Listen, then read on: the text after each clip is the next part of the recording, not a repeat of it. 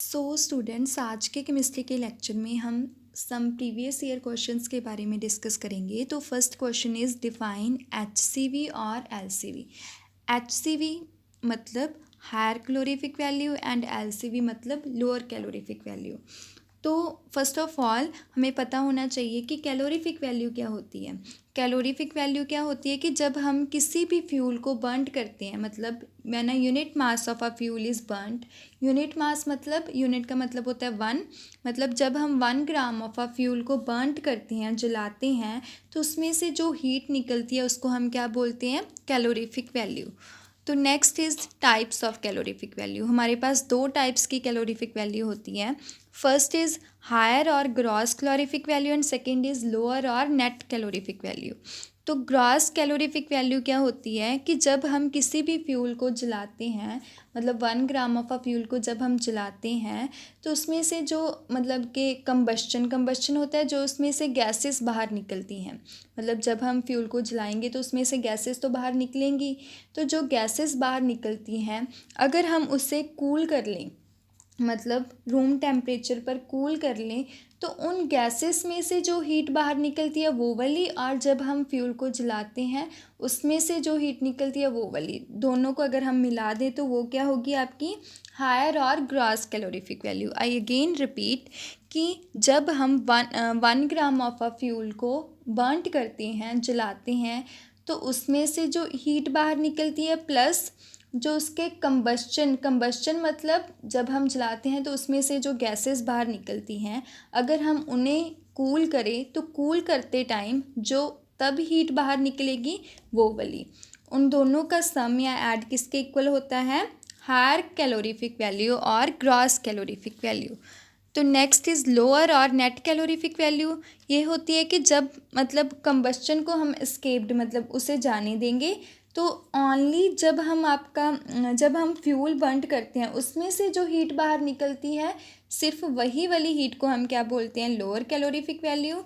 और जो कंबस्चन को कूल करते वक्त प्लस फ्यूल को बर्न करते वक्त जो हीट बाहर निकलती है उसको बोलते हैं हायर और ग्रॉस कैलोरीफिक वैल्यू।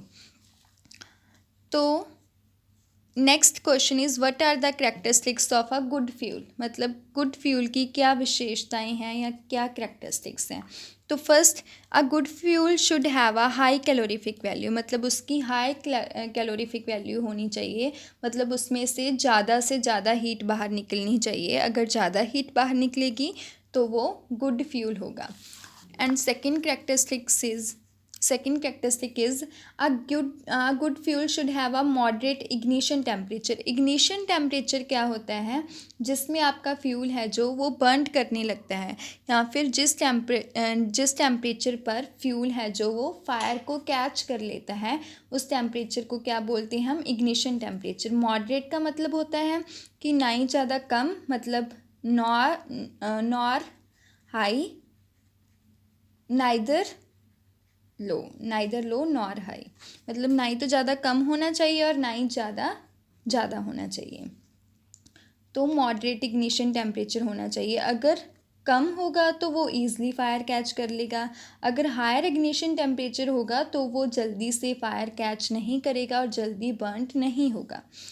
तो third is a good fuel should have a low moisture content, मतलब उसमें मॉइस्चर नहीं होना चाहिए, क्योंकि अगर नमी होगी आपके फ्यूल में तो वो ईज़िली बर्न नहीं करेगा, उसकी कैलोरीफिक वैल्यू भी लो होगी।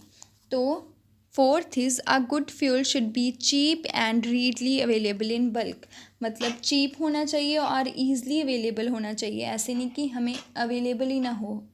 रीडली अवेलेबल इन बल्क का मतलब होता है कि बहुत ज़्यादा अमाउंट में, लार्ज अमाउंट में, कि हमें फ्यूल है जो वो लार्ज अमाउंट में मिल जाए और चीप रेट्स पर मिल जाए, मतलब सस्ते में मिल जाए, तो वो होता है आपका गुड फ्यूल।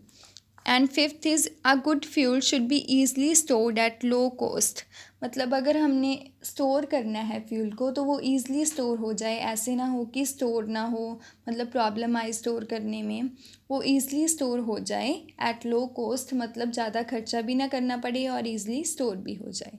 तो ये थे हमारे आज के क्वेश्चंस, डिफाइन HCV और LCV and characteristics of a good fuel. तो अगर कोई भी प्रॉब्लम आई तो पूछ लेना और अच्छे से इन्हें याद कर लेना, क्योंकि ये पहले आए हुए हैं questions. So thank you students.